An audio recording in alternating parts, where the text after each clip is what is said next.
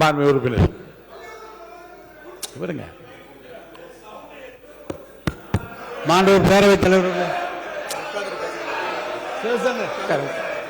மாண்புமிகு பேரவைத் தலைவர் அவர்களே, நீதித்துறை பட்ஜெட் தாக்கல் பண்ண பிறகு நீதித்துறை செயலாளர் அவர்கள் விளக்கமாக சொல்லியிருக்கிறார். கடன் என்பது இன்னும் 50 ஆண்டு காலம் போனால் கூட அது அடைப்பதற்கு வாய்ப்பில்லை.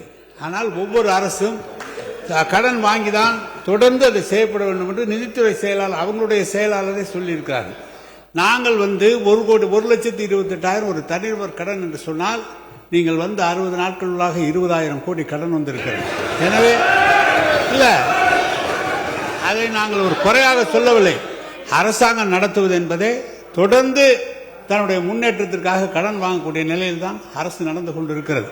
இன்னும் சொல்ல போனால் ஒரு அரசு எவ்வளவு கடன் வாங்க வேண்டும் என்று நிர்ணயிப்பதே ரிசர்வ் பேங்க். அவங்களுடைய அனுமதி இல்லாமல் கடன் வாங்க முடியாது.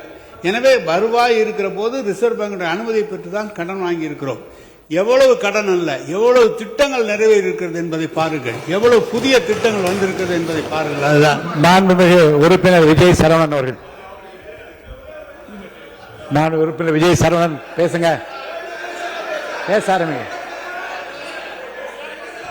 மாண்புமிகு பேரவைத் தலைவர் அவர்களே,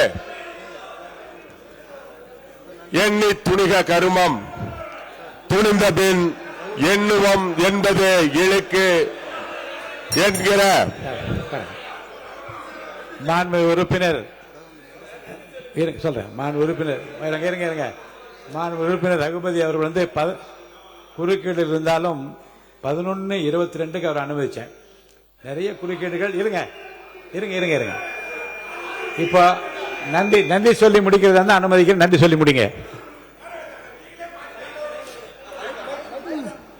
ஒவ்வொரு ஆண்டிலும் மீளப்பெறும் சாத்தியக்கூறுகளுடைய அடிப்படையில் நீங்க கொடுத்திருக்க நிதிநிலை அறிக்கைதான். அரசு உத்தரவாதங்கள் முந்தைய ஆண்டின் மொத்த வருவாய் கணக்கு வரவுகளில் 75% அல்லது மாநில மொத்த உள்நாட்டு உற்பத்தி மதிப்பீட்டில் 7.5%, இவற்றில் எது குறைவானதோ அந்த அளவுக்கு அமையப்பட வேண்டும் கடன் வாங்குதல். அதை நாங்கள் எங்களுடைய அரசு மொத்த வருவாய் வரவுகளில் 23.46% மாநிலத்தின் மொத்த உள்நாட்டு உற்பத்தி மதிப்பீட்டில் 1.86 தான் நாங்கள் வாங்கியிருக்கோம். அதே